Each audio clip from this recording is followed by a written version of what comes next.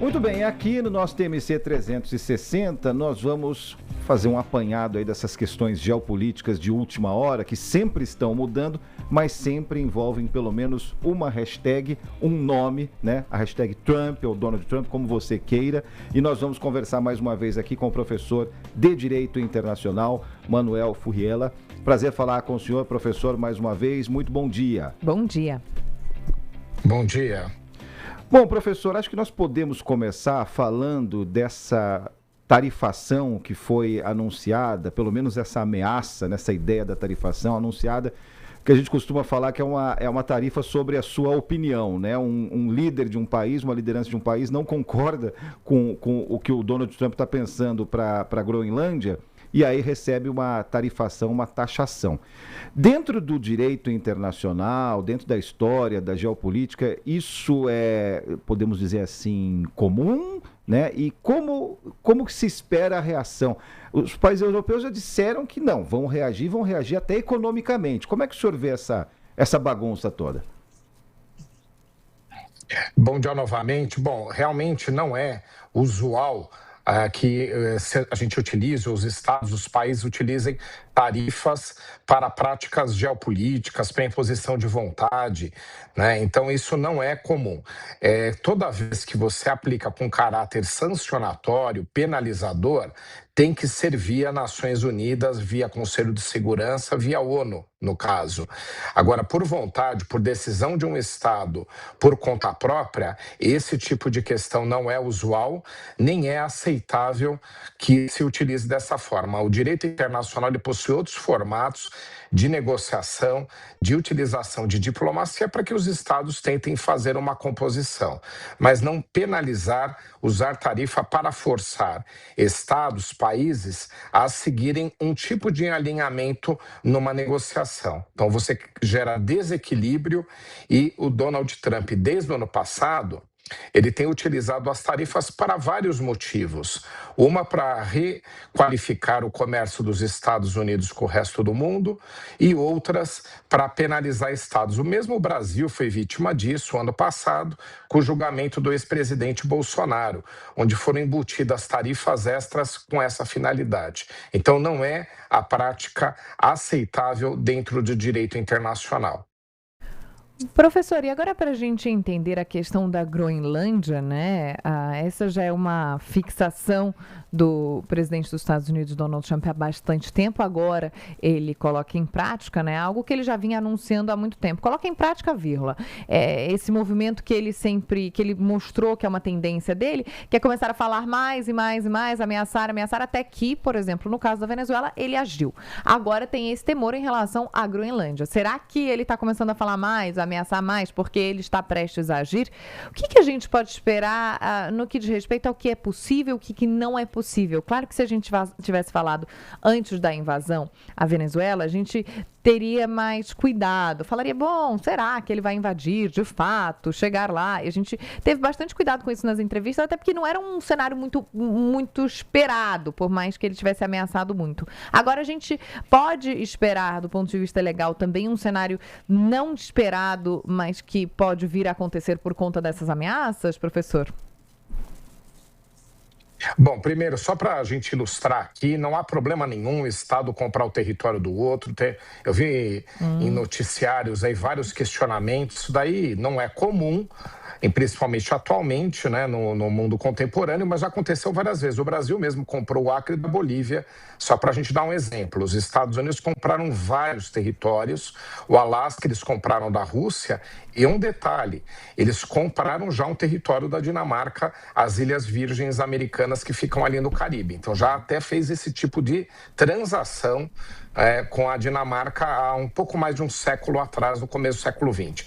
De qualquer forma, as pretensões americanas para a Dinamarca, com relação à Groenlândia, melhor dizendo, elas também não são novas. Os Estados Unidos quiseram comprar no século XIX, no mesmo momento que compraram o Alasca, não conseguiram e tiveram uma oportunidade durante a Segunda Guerra Mundial, já no século XX, como a Dinamarca foi ocupada pelos nazistas, eles tiveram que proteger a Groenlândia dos alemães. Na Segunda Guerra Mundial, os americanos até construíram lá uma base, e quando acabou a guerra, eles fizeram nova proposta, até em valores da época, 100 milhões de dólares. Então, eles não é de hoje que tem essas pretensões. Realmente, a Groenlândia tem uma localização geopolítica, geográfica, estratégica para a América do Norte, né? Então, aí, portanto, para os Estados Unidos, e hoje em dia, com os recursos naturais, minerais utilizados para alta tecnologia, que a gente chama de terras raras, também há um potencial de ter esse tipo de recurso. Então você tem essa situação. Agora, em termos de ineditismo, nesse tipo de medida contra a Dinamarca, nós temos que realmente vai ser um caso único no mundo. No caso da Venezuela, apesar da gente estranhar, realmente não se acreditava que aconteceu, o ponto é que os Estados Unidos, em outras oportunidades, algumas décadas atrás, utilizaram o mesmo tipo de medida. Invadiram, por exemplo, o Panamá e prenderam, capturaram o chefe de Estado à época, também um narcotraficante, o Noriega.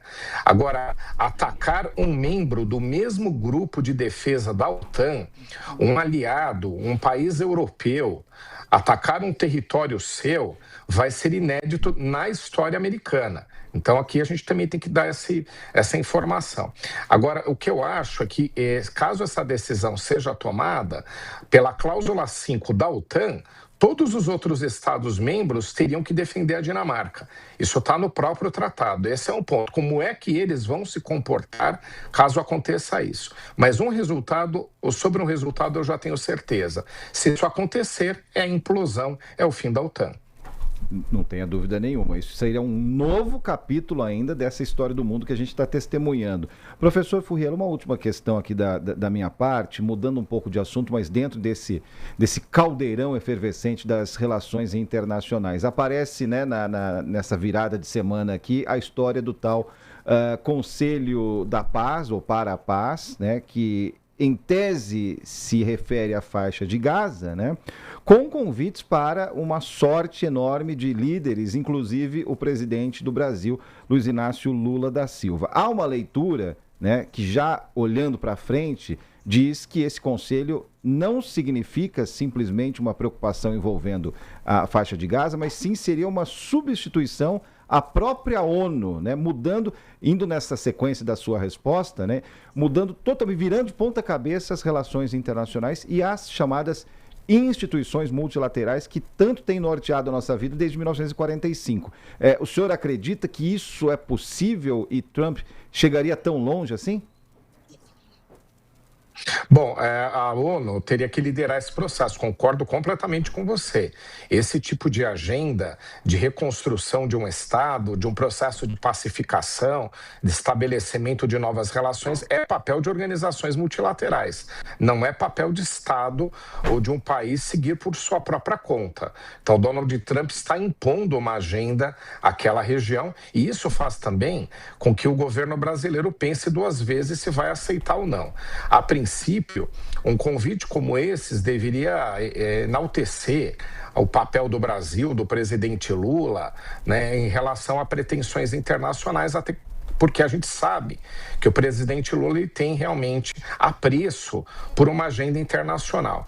E o Brasil, como ele é uma potência regional, não estou diminuindo o Brasil, estou até dando relevo ao Brasil, então nós temos como zona de influência a América do Sul, quando nos chamam para uma agenda em outra região do mundo e que não seja ambiental, que é uma agenda que a gente segue de forma global, a única que a gente tem protagonismo no mundo todo, realmente era para nos deixar assim envaidecidos. Mas o ponto aqui é que, caso o governo brasileiro, o presidente Lula, aceite, ele tem que analisar se não está aceitando seguir uma agenda que não é dele. Porque a gente sabe que há uma diferença de visão de mundo entre Donald Trump e Lula. Se for para fazer parte de um comitê, de um grupo que vai em conjunto elaborar um projeto para aquela região, o cenário é um. Se é para fazer parte de uma agenda já pré-estabelecida pelos Estados Unidos, é outro. Se fosse a mesma agenda do presidente Lula, não tinha problema nenhum. Mas como a gente sabe que não é, e provavelmente não vai haver uma composição, uma decisão conjunta, e sim, todo mundo vai ter que seguir a forma como os Estados Unidos imaginam que a pacificação, reconstrução tem que acontecer, eu acho que é de se pensar duas vezes. Porque aí nós não entramos numa agenda global e trazemos importância ao Brasil, ou mesmo o Lula, caso tenha, né, interesse aí em aumentar sua biografia, largar sua biografia. Mas sim a gente seguir junto num projeto que não é do governo brasileiro, pelo menos da gestão atual. Então, acho que esses são os receios, não é? Mas que a ONU está afastada, as organizações internacionais estão, isso é fato. É fato, não é desejável e é, no mínimo, questionável. Vai se impor uma agenda que é de um lado só, que é de um grupo de interesse que apoia um lado que é Israel, que não há problema nenhum os Estados Unidos apoiarem Israel, não é o meu ponto. O meu ponto é você colocar para as decisões serem tomadas para todo mundo aquele que já se alia a um dos lados somente. Né? Então, esses são os problemas que eu vejo. Eu acho que o governo brasileiro tem que pensar duas vezes. Depende do que fizer parte do escopo do trabalho.